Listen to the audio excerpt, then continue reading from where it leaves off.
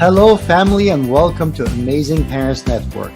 I am the host of this show. My name is Ali Lankarani, Dr. L, the Parent Whisperer. I'm a clinical neuroscientist, and I am very happy that you have taken the time to be here with us tonight. We have dozens of experts that are going to be presenting in the upcoming months. These are called the Family Education Series. Please invite your friends and family to come and benefit from the resources and the expertise that is going to be presented here. We're glad to have you here. We're glad to have our experts. Enjoy tonight's presenter. Thank you.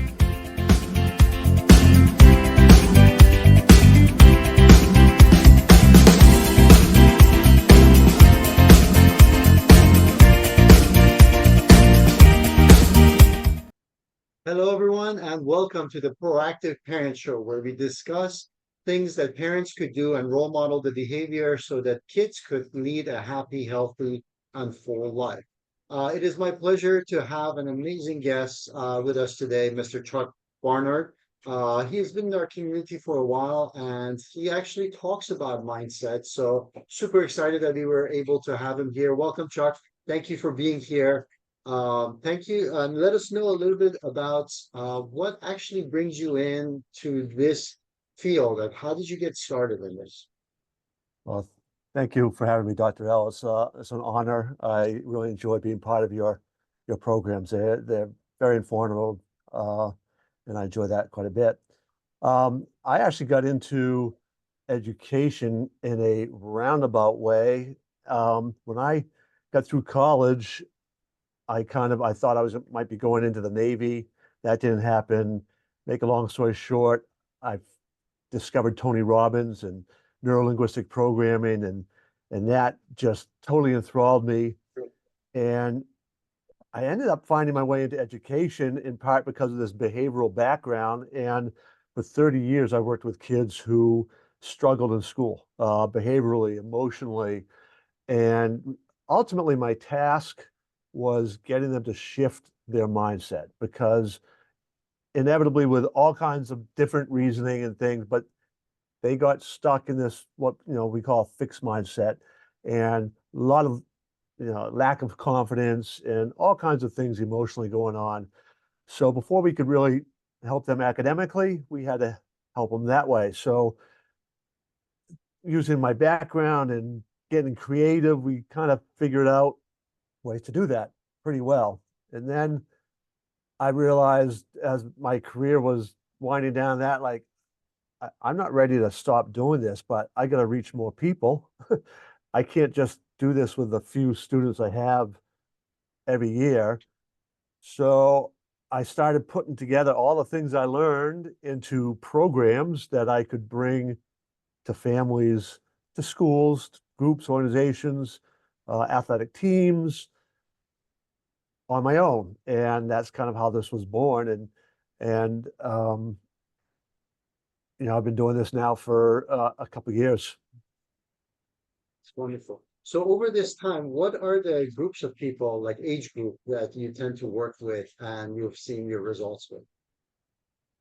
Well, I work with athletes, families, and entrepreneurs. So the age range is pretty broad, but ultimately the ideal people that I end up working with are families who parents, one or both, tend to be kind of entrepreneurial in spirit, and they got teenage kids. So that those tend to be the ones who kind of gravitate towards me. But a parent doesn't have to be entrepreneurial by any stretch of the imagination, but typically it's teenage kids. So middle school, seventh grade is kind of the edge of where I begin to work with them, up through high school. And I do work with college athletes and college students as well.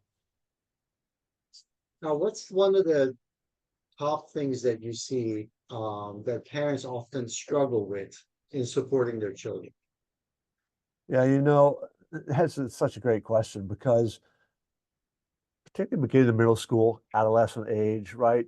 Kids are trying to figure things out, and emotionally they are uh, a unique. Middle school is a unique age, and emotionally speaking, it can be tough as a parent, and I speak as a parent of 4 kids. And at one time, I used to love to watch people's expression on their faces when I say, "Yeah, I got 4 kids under the age of 4." Um, I have twins thrown in there, so I've been through it, and the challenge for us as parents is trying to guide them and help them get that freedom that they are seeking and desiring. And you know, they don't come with instruction manuals, right? So you got to really kind of learn each um each of your children and their nature, their personalities. And one of the tools, and this is actually part of that, my gift is I introduced this idea that you can begin to learn to use effectively is your own language.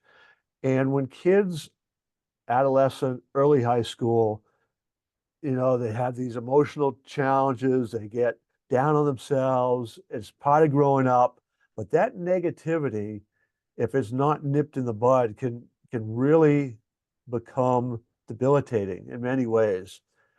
And learning how you can use your own language to interrupt that pattern, because it's a pattern, right?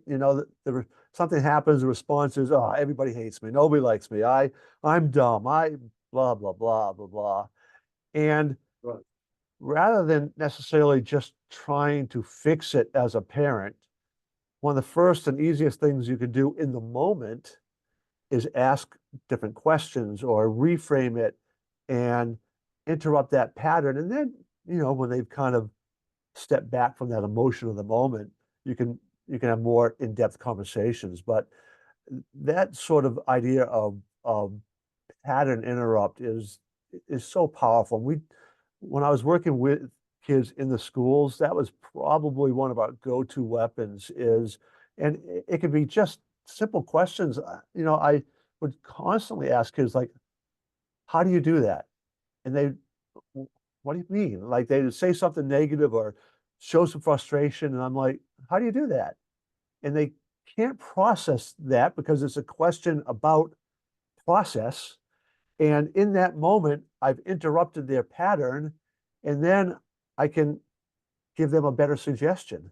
Like I could imagine that you could try saying something more positive about yourself because it really is true that, and you give them another suggestion. And when you do that often enough, kids can't replay that negative pattern because it's been interrupted so often, they can't go there anymore. So that's a simple thing that I not only like to teach parents, but anybody who's working with a kid. So if you imagine a middle school kid, early high school, who's developing that pattern of negativity, and not only are the parents doing it, but their coaches are doing it, and each teacher they have is doing it, it has a profound impact. Very, very simple thing. I love the whole concept of pattern interrupt, because for many of us, we think that, all right, well, we got to let the kids do empirical or analytical thinking and problem solve. But a lot of these patterns sometimes are there because the kids simply do not have the tools to actually deal with the situation within their psyche, within their arsenal over the years that they have lived. So sometimes they just need to be given that tool, but before they be given that tool, you have to stop them from searching in their database on how to solve this thing the way that they don't have the tool for. So I love that. Now, when we're talking about patterns, I wanted to ask you, Chuck, parents obviously have been doing things for a lot longer. They've been on the planet for a lot longer, so they have a lot more well-established patterns. And how can we actually go ahead and role model the behavior of whether it's pattern interrupt or actually adjusting our cycles of negativity and how we talk to ourselves, and role model that behavior to the kids so that that's actually a tool that they see in action and they realize that that's what we're talking about rather than just preaching to them. Yeah, that's a marvelous question. And one of the things I really insist on is when parents come to me, it's about their kid.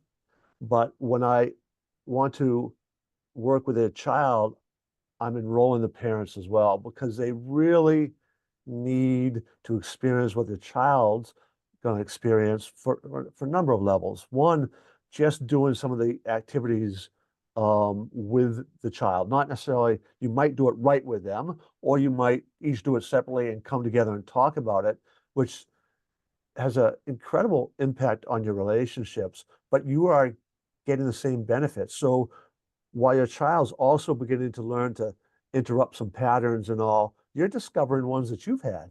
And you are discovering some of the things that you've been carrying around with you for a long time. And when you go through it and learn to let go of those at the same time your child is, it it's a wonderful thing. And so I really, and this was in the school setting, this was really one of the huge challenges, was trying to get parents to really get more um, work on themselves as well. When we had parents who were really willing to work with us too and take some of the suggestions we had for the kid also, for themselves, wow. It was just so much better. So my private work, I'm like, parents, you guys need to do this too. It will have a incredible, I use the word profound a lot, but it really is the best word to kind of explain what's going on when you get a group going through this together. Mhm. So tell me a little bit more about in your world and in your sphere. How do you typically work with people? What are some of the ways that people can see the results, and what do those results kind of look like? Yeah, so when I work with an individual family, most of it is this, thank goodness, we have this digital ability, right? So um, I have an online program that parents and their teenagers would go through, and then we meet regularly like this.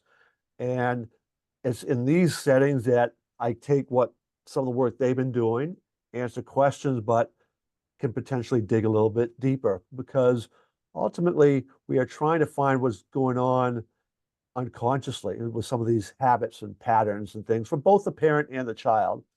And through the activities we do, they are uncovering some of these, but because of the nature of it, they can be kind of embedded in the unconscious. Through some of this coaching, I might be able to pull out some more things. And then once we have, things like the labels they've accepted of themselves, their identity kind of factors, the beliefs they have, beliefs about not just what they're capable of, but so many kids I've had who don't believe they can learn, or aren't smart, or any of these kind of labels. I'm the dummy. I'm these kind of things. Once we remove those, it has a dramatic impact. I'll just use Andy for an example. And Andy first came to us sixth grade, and typically I would have kids seventh and eighth grade. So he came a little bit earlier, and he, oh, wonderful kid. I mean, I still keep in touch with Andy, which is why I can tell his story. And he just had no self-confidence. He did not do well academically, especially in math. He was kind of awkward, didn't really quite fit in with kids. And it spilled out into all the areas of his life. It wasn't just academics, right? It just socially, he had to be the class clown to try to, you know, kind of deal with his own lack of self-image and all. When we finally broke down his belief that he wasn't very smart, especially again contextually in math, because math he scored at the bottom 10th percentile, which means 90% of his peers in standardized tests did better than him. Once we finally broke that down, and in this classroom setting, I didn't have all the tools I bring to the table in a family setting. He went from 10th percentile in 1 year. He went from 10th percentile to solidly average, and improved his grade level 3 grade levels in 1 year. That was primarily breaking down those beliefs and then giving him the study habits that he needed to kind of catch up. And that's the kind of impact that you can have when you finally uncover some of these things that sometimes they're buried, sometimes like in his case, it was pretty obvious. He's got some pretty obvious negative beliefs about who he is as a learner and as a person. That's amazing. So what would be the one advice that you would have for parents? Um, Boy, one advice. I guess the one thing, yeah. But probably the one thing is be proactive, right? And don't assume the school's going to handle it, or I've seen that too often in my career where the schools are the ones who just kind of, they have the program, they have this. You as a parent really need to be involved in the whole process. The things that you can do at home, from those simple things, like I said, learning how to interrupt patterns and being positive and putting a positive environment around them and checking in on some of their social media habits and all those things, that structure, that discipline is crucial. So it can be trying. You're trying to balance your own work life, all the things that you're doing. If you have multiple children going in multiple different directions, all of that, obviously that adds a lot to our plate, but that's probably the one thing. Be proactive and really seek the help if you think your kid's struggling. Chuck, I really appreciate all the support that you provide for families and the youth, and also the gift that you've brought for the audience members. So what are we looking at here? When people scan this QR code, what do they see? Yeah, so this will take you to a registration page where you can register for this webinar. And this is kind of an introductory webinar for something that I give to parents through schools or other groups. And it will introduce them to 3 real important mindsets to understand. It's going to introduce them to some tools, an introduction to this language that I was talking about before. It will whet their appetite. It'll give them enough information that as they begin to play around and experiment and use it, they'll want to keep coming back. And just this simple introduction can have a real powerful impact on not just about learning the different mindsets you want to keep reinforcing, how to reinforce them, but the language tools as well. So it's I try to remember. I think it runs about 40 minutes. Awesome, beautiful. So our audience members, thank you for joining us. Please make sure that you grab your phones and take a picture, or better yet, scan the QR code so you can open the web page and register for the webinar. It is a free webinar, Chuck. Am I correct on that? That's correct. Got it. Perfect. So thank you, team, for sharing that QR code as well. Any final words for our audience members before we finish today? No, actually, would it be all right if I maybe give one more free gift? Absolutely. We love free gifts. I also have a kind of a health and happiness blueprint.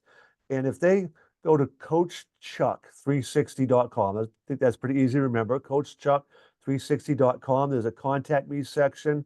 Just send me a text with their first and last name, best contact, email contact, and Dr. L in that, and I will get that. I'll get that free gift to them. Beautiful. We appreciate it. You are a generous person. We really appreciate all that you do and all that you give. You have shown up time and time again as a role model in our community. And I really love the fact that you help so many parents be good role models to the next generation as well. Guys, don't forget to check us out on Amazon. Our book is Parenting Owner's Manual. And if you'd like to be on this show as an audience member to ask questions from our live experts that are here, please email admin@rolemodelmaker.com, and we will get in touch with you and schedule you for a session to attend and join us as an attendee, and ask questions and participate in the show as well. Chuck, once again, I really appreciate your time. I know you are super busy. And guys, we'll see you next time.